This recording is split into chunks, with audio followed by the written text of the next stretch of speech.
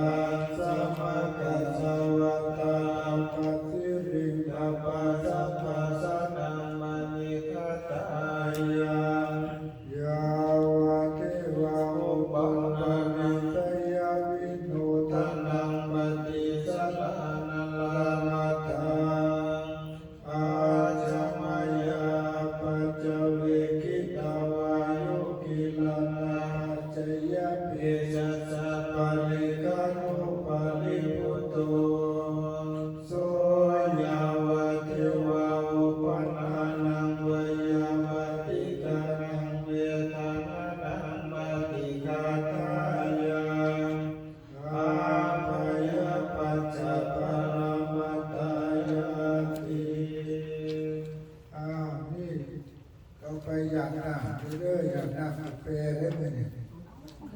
นี่อยู่บ่อยู่บ่นี่นะครับต้องเจ็ เจ้า บ เขาจะแจกกันนะตั้งใจเด้ออยากได้ใจก็ได้เขาบ่อยากน้ำบุญงานตั้งใจดีๆว่าไปก็ดีมาบ่ได้ก็สุดและอาจารย์ผู้เกื้อหนุนมาตาปิตาจยาตกาทั้งพ่อแม่และพวกญาติสุริโยจันติมาราชาพระอาทิตย์พระจันทร์และพระชาคุณวันตานราปิจา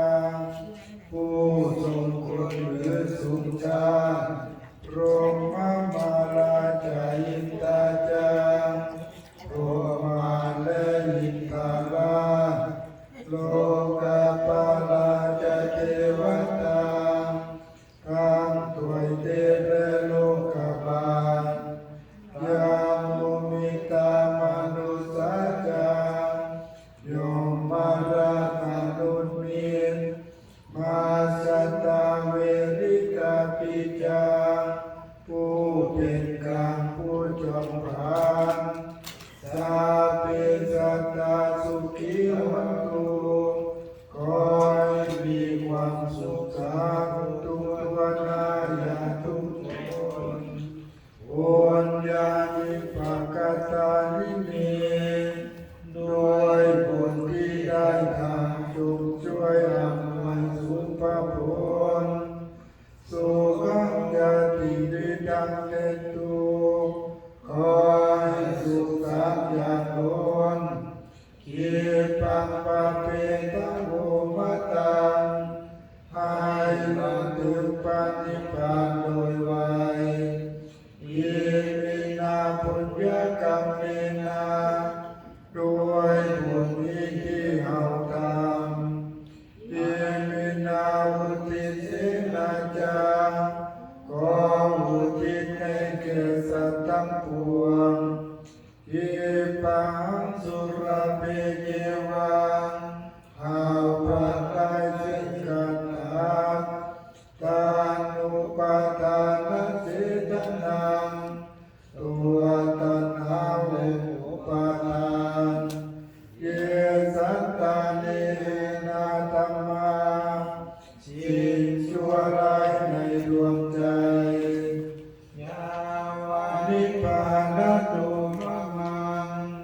กามจะถึงพระนิพพานนาสันตุสัพพทาเยวามาลายสิ้นจากสันดานยาตาสะโตภะเวภะเวทุกภพที่เอาเกิดผู้ชุติตังสติปัญญามี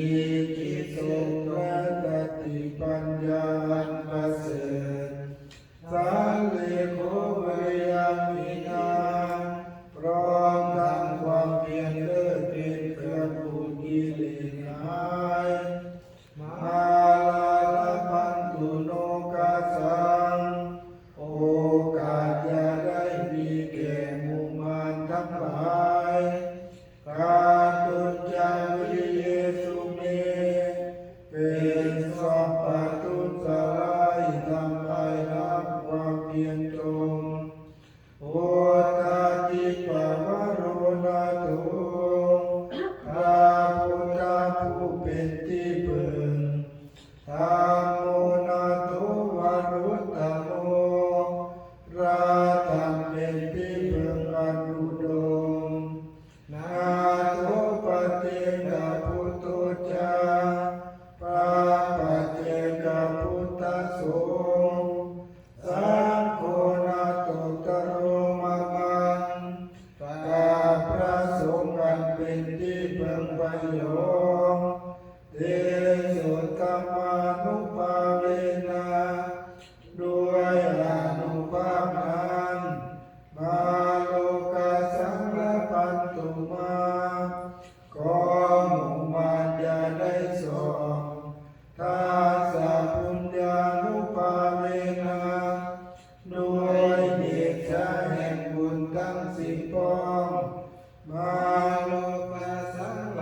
นตุมายาเปิดโอกาสแก่บ้านเมืองอิริอุตตปสัมปันนาสุขตังสมาหิตาสันโตสัพพุริสาโลเกเทวตามาติมุจจเร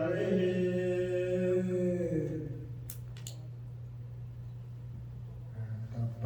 เป็นเมตตานิเว จะได้มีเวร อัปยาปัจจาโหมา อัปญาปัสสะโหมา ข้าพเจ้าทั้งหลาย ขอให้ข้าพเจ้าทั้งหลาย ได้พยาบาทเบียดเบีย ทั้ง น ได้พยาบาทเบียดเบีย อั น นนี้ข้าโหมา อันนี้กลัวโหมา ข้าพเจ้าทั้งหลา ขอให้ข้าพเจ้าทั้งหลาย ได้มีความทุกข์กายทุกข์ใจ อย่าได้มีความทุกข์กายทุกข์ใจ โลกข้าโหมา อาโลกาโหมา ขอให้ข้าพเจ้าทั้งหลาย ขอให้ข้าพเจ้าทั้งหลาย มีโรคภัยไข้เจ็ จะได้มี บ โรคภัยไข้เจ็บ มายังสุขีอัตตานัง มายังสุขีอัตานัง ปริหารามา ปริหารา ขอ มา ให้ข้าพเจ้าทั้งหลาย ขอให้ข้าพเจ้าทั้งหลาย เป็นสุข โยมเป็นสุขเป็นสุข รักษาตน เป็นสุขเถิด โยมเป็นสุขเถิด สัพเพสัตตา สัพเพสัตตา สุขิตาหนตุ สุขิตาหนตุ สัตว์ทั้งหลายทั้งปวง สัตว์ทั้งหลายทั้งปวง เป็นเพื่อนทุกข์ เรื่องเพื่อนเป็นเถื่อน เจ็บตาย เจ็บแก่เจ็บตาย ทั้งสิ้น ด้วยทั้งหมดทั้งสิ้น สุขเป็นสุขเถิด จงเป็นสุขเป็นสุขเถิด อาเวลาหนตุ อาเวลาหนตุ สัตว์ทั้งหลายทั้งปวง ชาติทั้งหลายทั้งปวง จงอย่าได้ จงอย่าได้ จงเว้นซึ่งกันและกันเลย จองเว้นซึ่งกันและกันเลย พยาปัจจาหนตุ เอาเวลาภาษาวัน สัต ตุ ว์ทั้งหลายทั้งปวง ชาติทั้งหลายทั้งปวง จงอย่าได้พยาบาท จงอย่าได้พยาบาทเบียดเบียน ซึ่งกันและกันเลย ซึ่งกันและกันเลย ให้ข้าหนตุ ให้ข้าวันตุชาติทั้งหลายทั้งปวง จะได้มีความทุกข์กายทุกข์ใจ จะได้มีการทุกข์กายทุกข์ใจ สุขีอัตตานา สุขีอัต ป นา ริหารันตุ ปริหารันตุ สัตว์ทั้งหลายทั้งปว สัตว์ทั้งหลาย ง ทั้งปวง จงมีความสุขกายสุขใจ สุขกายสุขใจ รักษาตนอยู่เป็นสุขเถิด เป็นสุขเถิด ข้าพเจ้าขอตั้งจิตจิตผลบุญกุศลนี้เป็นไปให้ไพศาล ไพศาล ถึงบิดามารดา บิดามารดา พระเจ้าอาจารย์ ภาษาอาจารย์เพื่อนชนิดมิตรสหาย นายเวรและเทวา เจ้ากรรมนายเวรและเทวา และสัตว์นั้นเถิด เกี่ยวกับงานเตือน นิพพานปัจจโยโหตุ ปานาปฏิโย นิพพาน โห ปัจ ตุ จโยโหตุ ปานาปฏิโย นิ โห พพา ตุ นปัจจโยโหตุ นิพพานาปฏิโย อ โห นา ตุ คเตกาเล อานาคติกาลี สัพพะ ลมแห้งไหวเงื่อยแห้งพอดีสบายข้อเนาะแล้วกับกำหนดการปิดตาที่แรกนะถูกปิดตาลงโดยฮักกับภาวนาในใจว่า รักตาโนรักตาโนรักตาโนรับแบบสนิทพอเป็นรับแบบยีตาไปเนี่ยคือรับแบบสบายรับแบบสบายเมื่อตาเขาสนิทแหละมากำหนดที่การนำของเขากำหนดขึ้นกับนั่งเนอนั่งเนอที่ลมหายใจเข้าออกบ่ต้องไปยุบน้อพ้องน้อก็ได้นับหายใจเข้า3 เทื่อปล่อยออกยาวๆ3 เทื่อเพื่อให้มันสบายนะหายใจเข้าลึกๆแล้วก็นับ1ปล่อยออก2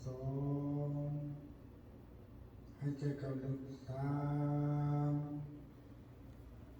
4หายใจเข้าลึกๆ5 6ปล่อยออกให้ลึกแล้วเขาก็มากำหนดใหม่นับ นำลมหายใจเข้าจิตของเราไปกำหนดอยู่ที่ลมหายใจเข้าเป็นเนื้อสะดือสองนิ้วปล่อยเอากันนับไปหนึ่งนับในใจนับในใจของเราตามน้องนับถอยหลัง10หายใจเข้าลมหายใจออก9อายุยัง4นับไปนับหอดจิตไม่ต้องไปไกล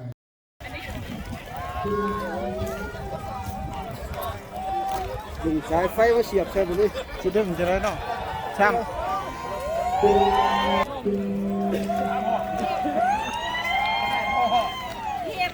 เอาไปลูกเอา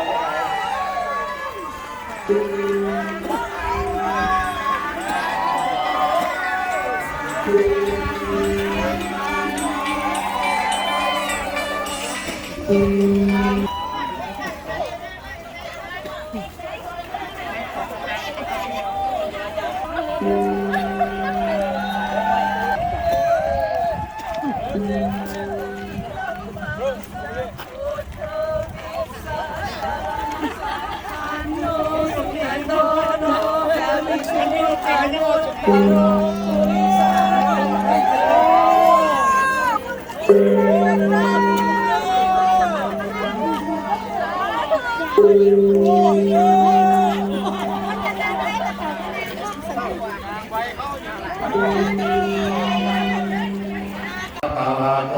สาวกสังโฆอาหุนายโยบาหุนายโย